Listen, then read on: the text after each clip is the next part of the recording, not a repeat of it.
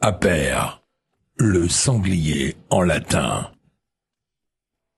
Aper, un vêtement à votre identité. Avec Aper, sortez des marques woke.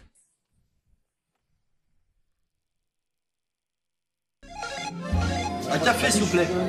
Un café pour la table 6. Ligne droite, Combien je vous dois? C'est beaucoup trop cher. l'addition.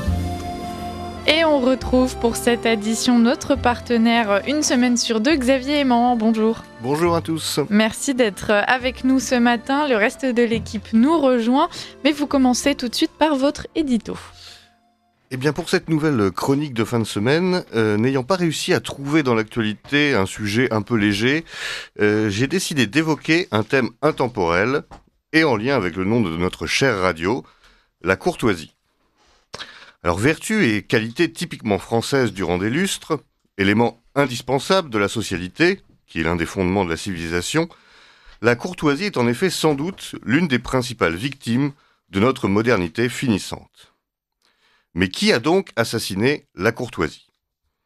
La technologie, sans aucun doute. Cela a commencé avec le téléphone portable, ses sonneries intempestives en tout lieu et en toutes circonstances, jusqu'au théâtre ou au cinéma, ses conversations bruyantes dans l'espace public, ses éclats hystériques et exhibitionnistes. Rupture sentimentale en direct dans le RERB, récit détaillé d'une opération des amygdales dans la salle d'attente du dentiste, et vociférations diverses et variées dans les restaurants et les cafés.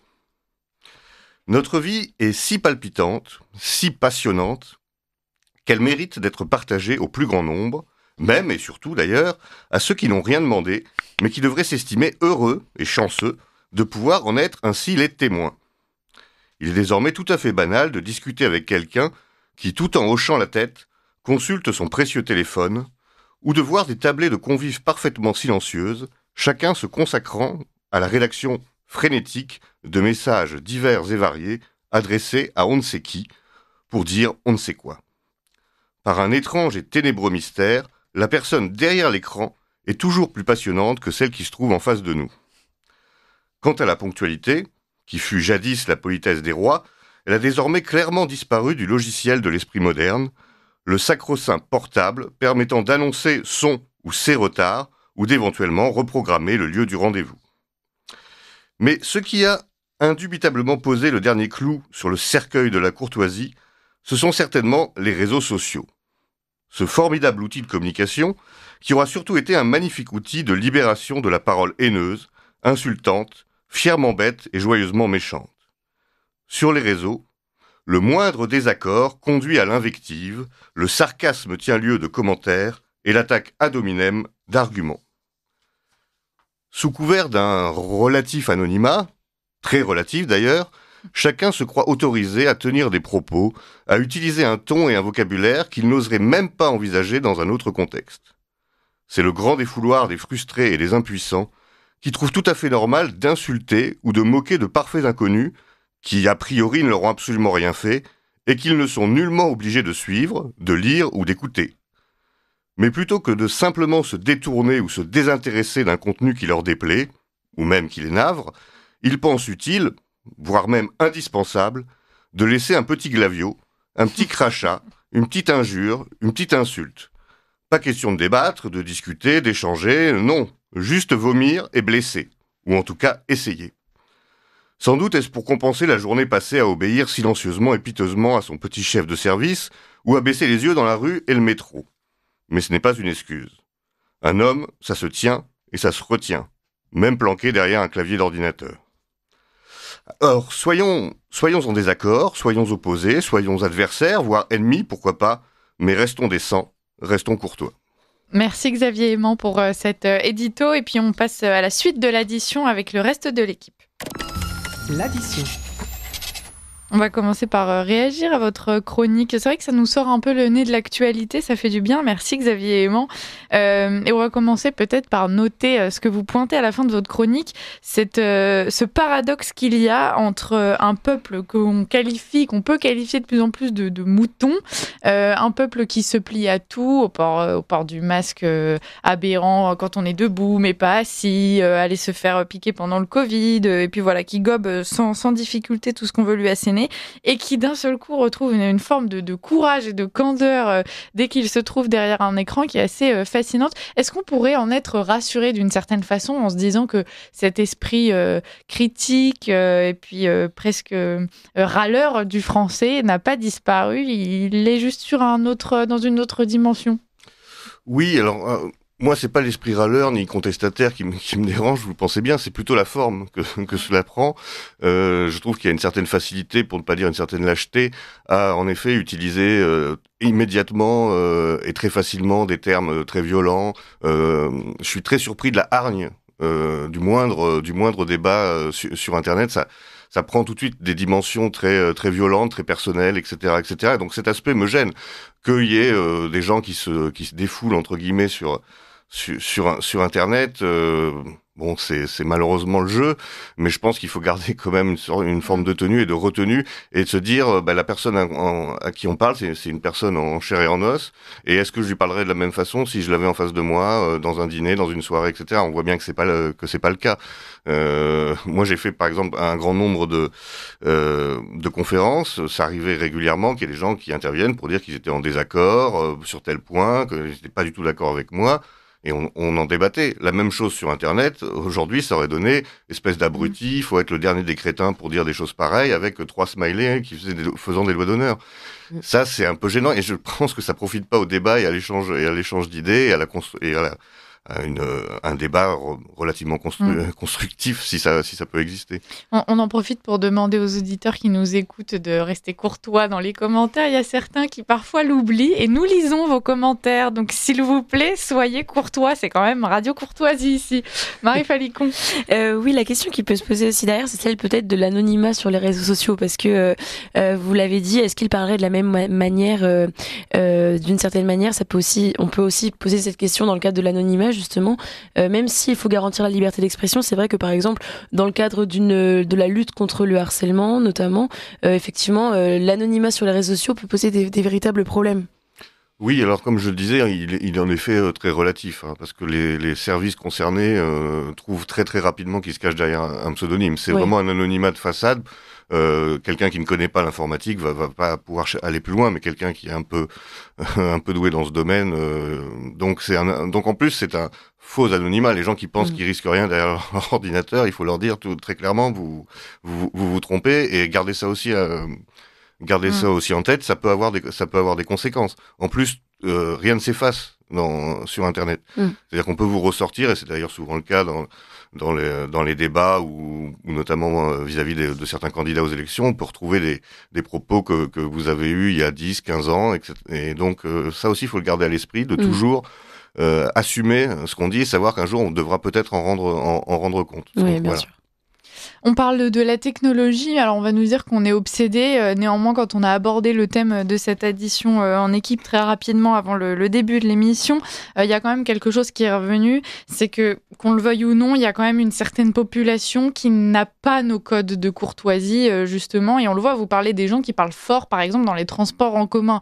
Je pense qu'ici, on a tous fait l'expérience de ces femmes, généralement, africaines, le téléphone coincé dans le niqab à l'oreille et qui vocifèrent. Alors bon, on peut s'en amuser sur le moment parce qu'on n'est pas foncièrement mauvais. Néanmoins, c'est quand même une scène assez emblématique. Est-ce que là, une fois de plus, la différence culturelle la fracture culturelle qui est en train de s'installer en France n'accentue pas ce problème de perte de la courtoisie ? Très, très certainement. C'est en effet quand on met ensemble dans un même lieu, comme par exemple un autobus, des gens qui ont des codes très différents, des codes sociaux différents, ça marche rarement très bien. Malheureusement, je crains que ce soit assez généralisé, que ça ne soit pas maintenant réservé à certaines communautés. Je pense qu'il y a une perte globale des règles les plus élémentaires de la courtoisie, quels que soient les milieux ethnoculturels et je dirais même les milieux sociaux. Moi, ça m'arrive de passer en bus devant un lycée parisien très coté. La façon dont se comportent les élèves, ça n'a pas grand-chose à envier, je pense, à un collège de Trappes. Donc, leur façon de parler, extrêmement vulgaire, la façon dont ils s'imposent aux autres voyageurs, etc. Donc, c'est malheureusement, je pense, c'est peut-être presque plus grave parce que c'est général. C'est ça qui est inquiétant et on le voit un peu dans tous les domaines. Vous entrez dans une boulangerie, vous voyez, il y a des gens qui sont au téléphone, qui s'interrompent même pas pour commander ou pour parler au vendeur ou à la vendeuse. C'est totalement délirant. Et ça nourrit cette tension permanente et cette crispation, le mot est un peu fort, mais cette haine de tous contre tous, parce que personne se comporte de façon juste, décente dans sa vie quotidienne. Personne n'exagère. Heureusement qu'il y a encore quelques résistants, mais c'est vraiment quelque chose qui fracture et qui fragilise, je pense, le fameux vivre ensemble. On a aussi l'influence, quand vous parlez de la technologie, au-delà des réseaux sociaux, de tous les jeux vidéo, les films, même les vidéos qu'on peut voir et qui circulent en ligne aujourd'hui, même la musique. On peut parler de l'influence du rap qui aujourd'hui propose en même temps ces profils particulièrement discourtois comme étant les nouveaux profils justement dont il faudrait s'inspirer. C'est des gens qui ont l'air sympas, on aimerait leur ressembler, enfin pas... A priori, pas sur cette antenne, mais dans la rue, voilà, les jeunes aujourd'hui, leurs inspirations, ça va être ces espèces de caïds qu'on leur propose dans les clips de rap. Oui, c'est sûr qu'il y a une influence délétère de plein de choses. La figure du voyou est extrêmement valorisée.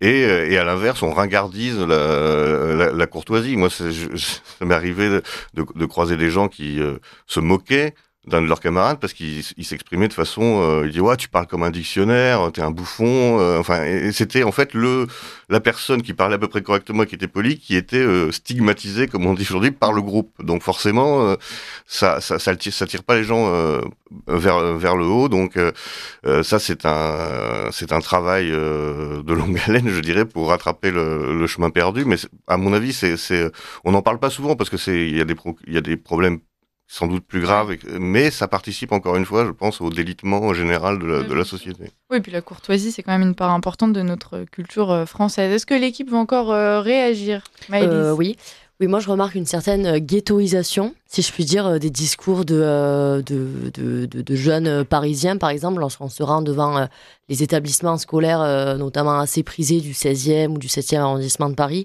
On voit des jeunes qui crachent par terre, qui se comportent vraiment comme des racailles. Alors que c'est des jeunes qui sont très certainement issus de familles assez aisées, avec, j'ose espérer certaines valeurs et une certaine éducation.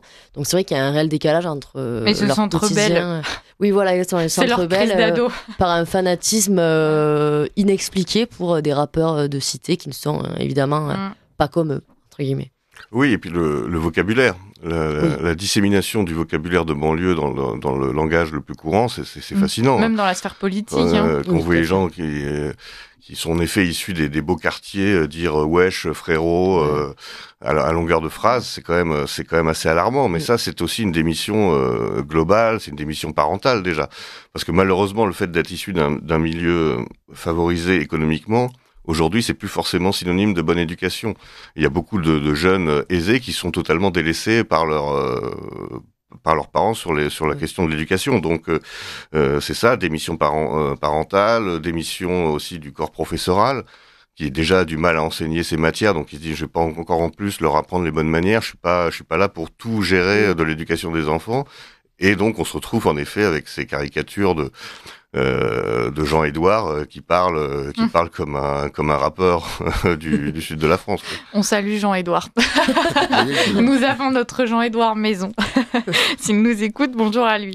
Xavier Aimant, on passe à la suite. Maintenant, on va parler du Mercosur. Est-ce que vous pourriez commencer peut-être par nous donner votre avis justement sur le sujet ? Alors donc le Mercosur, c'est un énième traité de libre-échange entre donc l'Union européenne et l'Amérique du Sud. Alors ça focalise en ce moment beaucoup l'attention du fait évidemment de la mobilisation des agriculteurs qui dénoncent à juste titre d'ailleurs de façon tout à fait légitime, comme le disait d'ailleurs Philippe Vardon dans son intervention précédente, sur cette question-là, puisque en effet on va pouvoir importer des produits qui sont soumis à des normes beaucoup plus légères que celles que l'on connaît en France. Donc c'est encore une difficulté supplémentaire pour notre agriculture qui n'avait vraiment pas besoin de ça. Alors ce qu'il faut dire pour être honnête, c'est que le Mercosur concerne des quotas assez limités. C'est pas porte ouverte totale, il y a des quotas qui sont fixés, notamment pour la viande bovine, etc. Donc ça va pas totalement écraser le marché, mais c'est encore un petit clou de plus sur le cercueil, j'espère pas, mais en tout cas dans les difficultés que connaissent notre agriculture. Pour moi, déjà, je suis pas un grand libre-échangiste sur le plan économique, donc je condamne évidemment. Je suis opposé à ce traité. Malheureusement, j'ai pas un poids très important dans les négociations, mais je trouve que ce Mercosur, c'est un peu aussi l'arbre qui cache la forêt, parce que les difficultés de l'agriculture française, elle dépasse très largement ce seul problème. On est face à une situation dramatique de probable ou de possible disparition pure et simple de l'agriculture française, donc de notre souveraineté alimentaire. Et c'est fondamental. Et je trouve qu'on prend le problème un peu à la légère. On a l'impression que l'agriculture, on en parle en effet seulement quand il y a les tracteurs qui bloquent les routes. Sinon, ça n'intéresse personne, alors que ça devrait être un sujet central, vraiment central, fondamental. Notre souveraineté alimentaire, c'est la base de toutes les autres souverainetés. Donc, si on ne peut plus nourrir notre peuple et si on dépend des autres pays pour ça, on aura beau avoir des avions, des belles usines, même des missiles nucléaires, on ne sera plus autonome et souverain. Donc c'est vraiment un sujet fondamental. Les chiffres sont tout à fait alarmants. D'ici 10 ans, 50% des agriculteurs auront cessé leur activité, auront l'âge de cesser leurs activités. Et la grande majorité ne sera pas remplacée. La moyenne d'âge des agriculteurs en France aujourd'hui, c'est 53 ou 54 ans. Donc on voit qu'il y a un vieillissement inquiétant, il n'y a pas de renouvellement, les petites exploitations disparaissent, c'est tout à fait tragique et on attendrait des réponses nationales, des réponses politiques un peu plus fortes que signer à chaque fois un petit chèque pour calmer les ardeurs des paysans jusqu'à la prochaine crise. Ça fait résonance, c'est ce que nous disait Philippe Vardon il y a un instant. Et alors du coup, je vous prouve, chers auditeurs, que nous lisons vos commentaires. Jean Gerfaux sur YouTube écrit « C'est la première fois que j'écoute Ligne droite sur YouTube. J'ai mon cœur qui a vibré en écoutant le discours de Philippe Vardon. Vive nos paysans, vive la France !» Et c'est vrai que c'est quelque chose dont on parle un peu moins. On va revenir sur tous les enjeux économiques qui se cachent derrière ce traité avec le reste de l'équipe. Mais quelque chose dont on parle moins, c'est cet amour qu'ont les Français aussi pour leurs paysans et leur paysannerie. C'est vraiment quelque chose qui fait partie intégrante de la culture française et qu'on devrait aussi défendre pour cet aspect-là, Xavier Aimant. Tout à fait, et c'est vrai qu'il y a un attachement sentimental très fort et très justifié des Français envers leurs paysans. Oui, leur terroir. Leur terroir. Ce serait bien que cet attachement sentimental s'exprime de façon plus concrète. Notamment quand ils font leurs courses, par exemple. Je pense que c'est un moyen assez simple que tout le monde peut mettre en place, c'est de choisir avec attention ses produits, de privilégier les produits fabriqués en France, etc. Et ça, ce serait déjà une marque, parce que c'est très joli de mettre des mots d'encouragement sur Internet, etc. Il faut évidemment le faire, mais ça, c'est un acte concret et qui n'est pas fait de façon massive encore pour le moment, même si en effet parfois les produits français, parce qu'ils sont de meilleure qualité, sont un peu plus chers. C'est là où on voit si on veut exprimer de façon efficace et efficiente cette fameuse solidarité avec nos paysans. Moi, sur ce sujet, effectivement, alors le gouvernement sur le Mercosur, c'est vrai, a fait une sortie un peu étonnante, c'est-à-dire que ils ont, enfin, un geste un peu étonnant, c'est-à-dire qu'ils ont inscrit donc mardi prochain, 26 novembre, à l'ordre du jour, un débat et un vote sur le Mercosur. Sauf qu'on sait que de toute façon, c'est acté à l'Europe d'une certaine manière. La France a beau s'y opposer, que ce soit la ministre de l'Agriculture actuelle, que ce soit Emmanuel Macron ou l'ensemble des parlementaires. Ils sont, je crois, 600 à avoir écrit une tribune adressée à la Commission européenne justement pour leur demander de reculer sur ce sujet. On peut s'en féliciter, mais pour autant, on se pose la question, à partir du moment où la France a laissé sa souveraineté l'a abandonnée aux mains de l'Europe, a-t-elle encore voix au chapitre ? Alors ça, c'est une vraie question. Alors c'est vrai que c'est intéressant de voir que pour une fois, il y a un vrai consensus, on va dire, protectionniste. C'est quand même une grande nouveauté. Et c'est même, ça ne manque d'ailleurs même pas d'un certain sel, si je puis dire, parce que tous ces gens-là étaient des promoteurs du libre-échange, de l'ouverture des frontières, du marché tout-puissant, etc. Donc, ce retour en arrière vers en effet des positions plus protectionnistes et de défense des intérêts français est plutôt une bonne nouvelle. La mauvaise nouvelle, en effet, c'est est-ce que la France a encore les moyens de s'imposer en Europe ? Est-ce que malgré cet unanimisme, le traité ne va pas passer ? Il y a de grandes chances que ce soit le cas. Donc là, ce serait un camouflet quand même terrible pour la France, et ce serait la preuve qu'on n'a plus notre destin véritablement en main, s'il fallait encore une preuve de cela, mais ça risque d'être très difficile, parce que l'Allemagne, par exemple, elle, est très favorable à ce traité, parce que ça va favoriser l'exportation, notamment des automobiles et des pièces auto. Et on va sans doute se rendre compte que l'Allemagne a plus de poids en Europe que la France, malheureusement, aujourd'hui. Et ça va être c'est un camouflet. Alors c'est pas encore perdu, mais ce serait quand même une très grande surprise si la France arrivait à faire plier l'Union européenne sur ce sujet. Et peut-être d'ailleurs que ce serait un point de départ aussi pour une remise en question, c'est vrai, de ces instances. On verra. D'autant, hier, Céline Imar parlait dans le Figaro, je crois, et donc Céline Imar qui est députée européenne, et elle expliquait qu'en fait, finalement, le traité de Mercosur, on en parle depuis déjà 15 ans à peu près, enfin c'est dans les débats depuis longtemps, que la France a pendant toutes ces années, alors il y a quelques années, elle avait beaucoup plus de poids finalement en Europe, beaucoup plus de poids à Bruxelles, ne s'emparait pas du tout du sujet, et que maintenant nos politiques se réveillent, le gouvernement se réveille en disant non, on s'oppose fermement, mais que c'est un petit peu trop tard. Enfin, la France a loupé le coche finalement là-dessus. Il semblerait. Il semblerait. Et ce qui est intéressant aussi de voir, ça fait en effet 15 ans qu'est négocié ce traité. Il y a eu donc divers gouvernements qui n'ont jamais en effet contesté. Donc on voit bien que quelle que soit la couleur politique des gouvernements, la ligne libérale, libre-échange, marché est toujours maintenue. Les choses importantes, ça bouge pas beaucoup, sauf en effet quand le gouvernement se trouve confronté à une contestation physique, je dirais là, et on essaie de tirer les marrons du feu, mais il est un peu trop tard.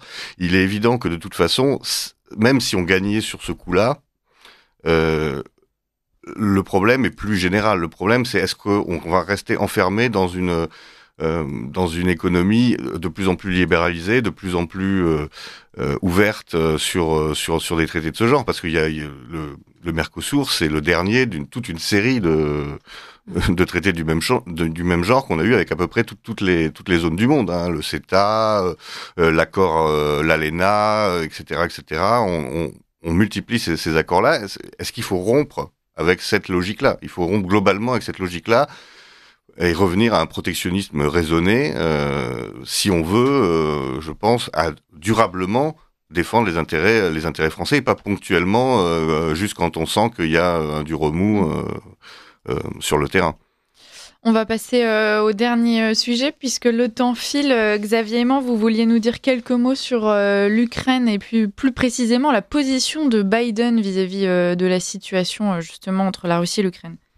Oui, alors ça, ça pourrait être presque amusant si c'était pas aussi dramatique. C'est cette espèce de course en avant de Joe Biden, donc le président battu, oui, c'était pas lui qui était candidat, mais enfin le président sortant, on va dire, mais qui est encore en poste pour quelques semaines ou quelques mois. C'est vraiment, on a l'impression, c'est le mauvais perdant qui veut savonner la planche de son successeur, en faisant une course en avant extrêmement dangereuse sur le drame de la guerre en Ukraine. C'est assez inquiétant. Alors j'espère que ça n'aura pas des conséquences dramatiques que ça peut avoir. Mais c'est vraiment un jeu très dangereux et on a l'impression vraiment que Donald Trump ayant dit qu'il allait régler plus ou moins rapidement le problème de l'Ukraine, ce qui serait extraordinaire, hein, ce qu'on souhaite évidemment tous, on a l'impression que Biden a dit en fait je vais tout faire pour que ce soit impossible, qu'il n'y ait pas de retour en arrière possible après moi. C'est vraiment après moi le déluge, et donc il y a cette première décision qui est d'autoriser les frappes sur le territoire russe avec du matériel longue portée américain. Donc on est quand même pas très très loin d'une quasi-déclaration de guerre. Oui. Et il y a aussi, ça je l'ai appris plus récemment, la livraison massive de mines antipersonnelles aux Ukrainiens. C'est-à-dire là, on passe dans une phase de guerre sale, quoi. Les mines antipersonnelles, c'est quasiment interdit dans le monde entier.